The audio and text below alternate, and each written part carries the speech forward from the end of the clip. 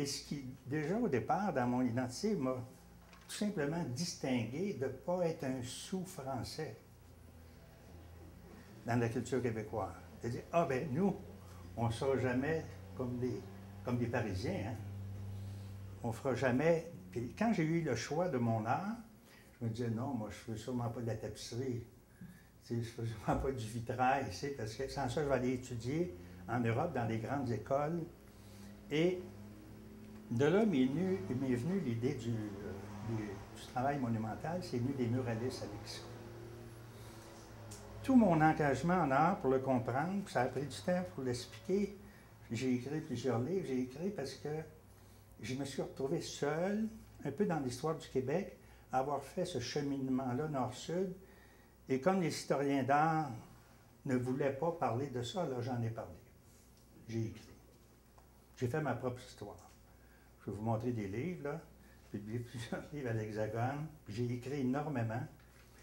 Et je sentais la nécessité d'écrire l'art et l'engagement. L'art et l'engagement. Parce que d'après les premières choses que ma découverte, ma naissance culturelle vient du Mexique, bizarrement, c'est curieux que je suis né ici de parents catholiques francophones, mais culturellement, les premiers grands artistes, les mentors, mes maîtres, même si je n'ai pas été dans des institutions universitaires, j'ai été dans des académies, j'ai fréquenté des artistes. On peut dire qu'il y a des grands artistes qui m'ont marqué. Il y a deux pays qui m'ont marqué, le Mexique et le Japon. Au Japon, j'ai été étudié avec un maître japonais. Puis au Mexique, c'est à travers les artistes, Diego Rivera, Siqueiros, Tamayo, Frida Kahlo, on en parlait hier. Mais dans les années 50, Frida Kahlo n'était pas très connue. Elle a pris du panache depuis le temps.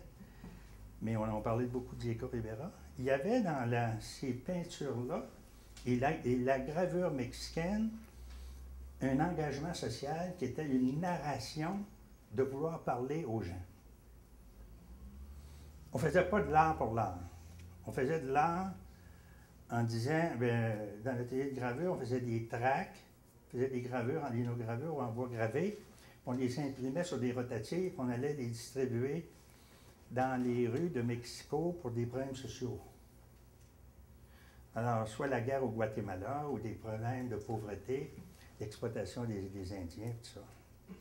Ou de la femme. Il y avait toujours dans toute mon œuvre, on voit à quel point j'ai été marqué par la narration de l'image.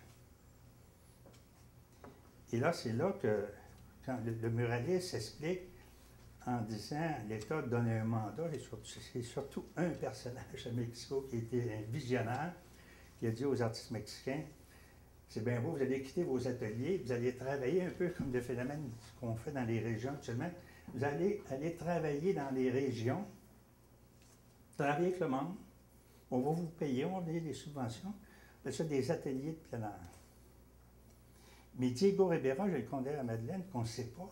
Diego Rivera, c'était vraiment un génie de peintre. C'est un grand peintre cubiste à Paris. C'était un grand ami de Picasso. Et si on regarde dans l'histoire, vous regardez sur Internet, les peintures de Diego Rivera, c'est un peintre cubiste. Il est très, très bon. Alors, lui est vraiment l'exemple du Québécois qui s'en va à Paris, mais lui, c'est un Mexicain qui s'en va à Paris ou il s'en va à Madrid ou à Barcelone, puis il revient avec une culture.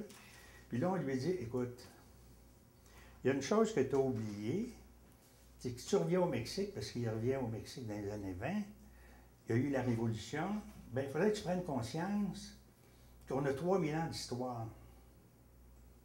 Il y a des pyramides, qu'il y a de la nourriture, puis là, Diego Rivera, c'est l'exemple que je donne, mais il y a des dizaines d'artistes qui ont fait ça. Il se met à parcourir le Mexique et à dessiner ce qu'il voit. Puis là, on est dans les années 20, 25, 30. Ce qu'il voit, c'est incroyable. Il voit, découvre les marchés, la nourriture, les costumes, toutes ces fresques, toutes ces murs, il ne les a pas inventés. Il l'a vu de son vivant, avant que ça disparaisse. C'est toujours là, mais ça s'est modifié. Alors, imaginez le décalage entre l'art qu'il faisait à Paris puis l'art qu'il a fallu qu'il s'intègre avec la culture mexicaine. On pourrait presque parler de l'art pour le citoyen, mais c'est un mandat. Ça a fini par être un art idéologique. Moi, quand je rentre à l'école à Mexico, on est en 55-56. Je travaille un peu avec les assistants de Diego Siqueira. Je l'ai rencontré, mais c'est des gens qui... Diego Rivera, en 57, a le cancer. Ça veut dire qu'il... C'est sûr qu'il ne fait pas de l'enseignement, mais c'est un peu ses assistants. Et ce mouvement-là est devenu extrêmement idéologique, il est devenu marxiste-léniniste communiste. C'est le côté un peu dans le danger de faire de l'art avec le but de citoyen tout le temps. Et moi, j'arrive à l'école, puis ils me disent, ben oui, tu vas nous faire un mural pour une école, puis là, il faut que tu apprennes l'histoire de la Révolution, tout ça. Mais là, j'ai dit, moi, je ne suis pas mexicain. Il y a certaines choses qui ne m'intéressent pas du tout. Je veux faire de l'art. Alors, c'est très intéressant le débat que je mène avec eux entre l'art pour l'art et l'art social, qui, d'après moi, était un peu détourné de son sens, un peu comme en Union soviétique, quand l'art est devenu une art de propagande de l'État. La finalité des muralistes, ce n'est pas toujours très intéressant, là. Mais quand même, ça l'a tellement marqué ma formation que quand je suis revenu ici, j'ai toujours eu une préoccupation que ce que j'étais pour réaliser, c'était pour rentrer dans les maisons des gens. Ce qui explique beaucoup pourquoi j'ai vécu de mon œuvre. J'ai fait beaucoup de graveurs. J'ai pas fait de la gravure pour la vendre. J'ai fait de la gravure parce que je faisais une recherche en gravure, mais en la multipliant, les prix baissaient, puis c'était un multiple plus démocratique que faire une peinture, faire 12 peintures par année, parce qu'il y a des ventes ou les garder dans une réserve.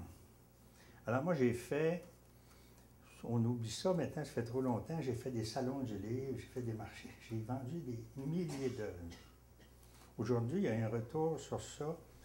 Les gens m'appellent puis me disent on a hérité de nos parents deux de tes gravures qui s'appelle Suite Gaspésie, ça vaut combien, tout ça, mais c'est parce que j'ai été public. J'étais un artiste très public, très accessible. Mais derrière tout ça, derrière le choix de la gravure, c'était un multiple. Le multiple, ça s'adressait à plusieurs personnes. Alors, ça explique qu'aujourd'hui, quand je regarde mes réalisations à 75 ans, ce que j'ai fait, toute la réflexion du social. Les Jardins du Précambrien, Val-David, c'est une institution qui a au moins d'entre 12 et 15 employés. C'est sur mes terres. Ça fait vivre beaucoup d'artistes de Val-David comme assistants des artistes. On soit les artistes nationaux sont assistants. Ils travaillent à la billetterie, ils travaillent à l'entretien des sentiers, mais c'est un... Comme on va parler de développement économique, tantôt vous allez voir que c'est une économie réelle, là, réelle. Et quand est arrivée l'idée de sauver l'épicerie de Val-David, ça, me suis vraiment fait prendre. Je vous le dis, vous allez voir dans le film, c'est Jacques Dufresne qui est propriétaire, qui est la famille fondatrice de Val-David, qui est propriétaire du marché d'alimentation Métro. Il est pris dans un contentieux où la chaîne Métro, ça vous explique le milieu des affaires, quand on parle d'agenda 21 culture, on a du chemin à faire avec le monde des affaires. Il ne faut pas se leurrer, là, c'est une lutte à finir avec eux.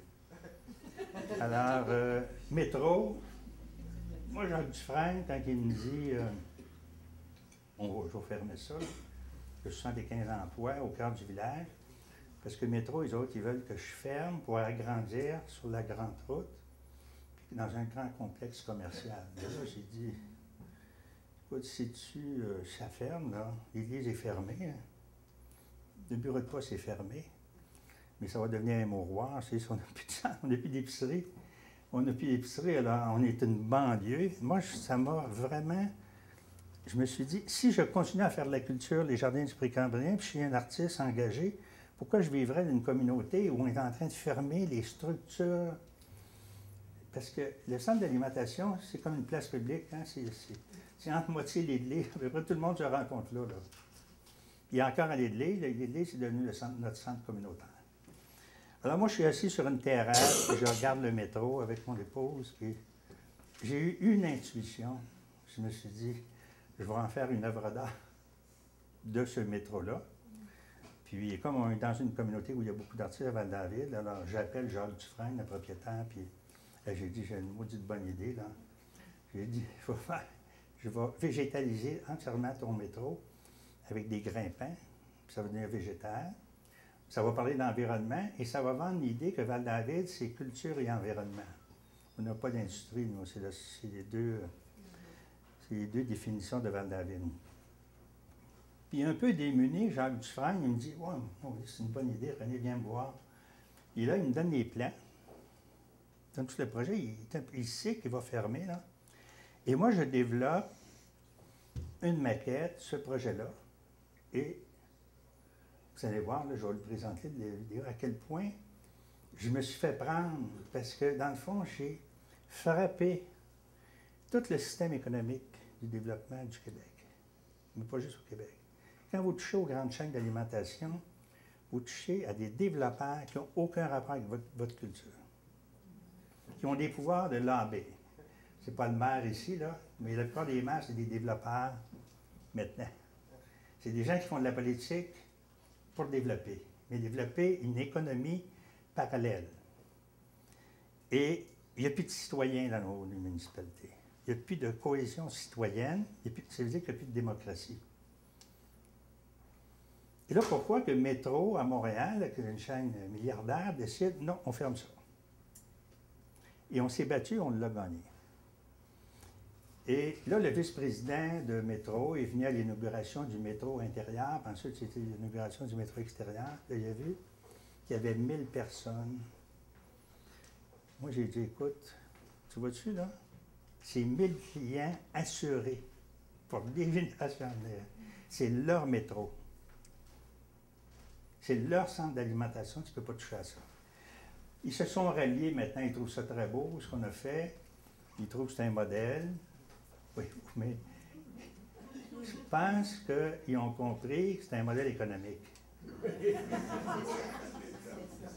En plus, c'est un modèle touristique.